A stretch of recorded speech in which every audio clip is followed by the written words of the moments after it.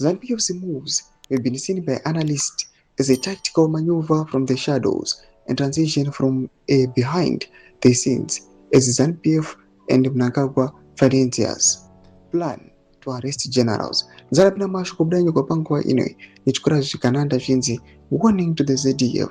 Panguwa ino kurukuru kwa kunzi panama generals panguwa inoi ane upenyu hwavo uri pawaya varikuona kwa kunzi anytime they can be fired, they can be arrested. Kubva kwapinda vakomana aiwa ve2030 manje panguwa inoi zvichiclear a path yekuti VP Kosano Chiyunga vanyatso kuzocapture.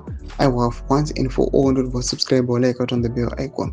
So what Canada warning ZDF plans are in motion for ED and money to arrest generals in the coming months, clearing the path to target VP Chiyunga. Any soldier or officer who still believes in ED's leadership is living in a fantasy. The betrayal of the barracks is begun. ED must go. Too much corrupta pangwa inashinza awa. The betrayal of the barracks pangwa inoi zvatotanga amisina kumira zvakanaka mubato reZANU-PF yangupakiso yoga yoga reZimbabwe akudyiwe rinopisa panguva inoi munyika yeZimbabwe. Vanhu vakunyatsoona kuti the temperature is now very very high.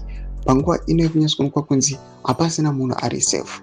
Imbotidzai mafunguro enyu marikuda pamusoro pemadevelopments awa. Nako musection medu dzafunguro enyu, subscribe or like up on channel on the bell icon.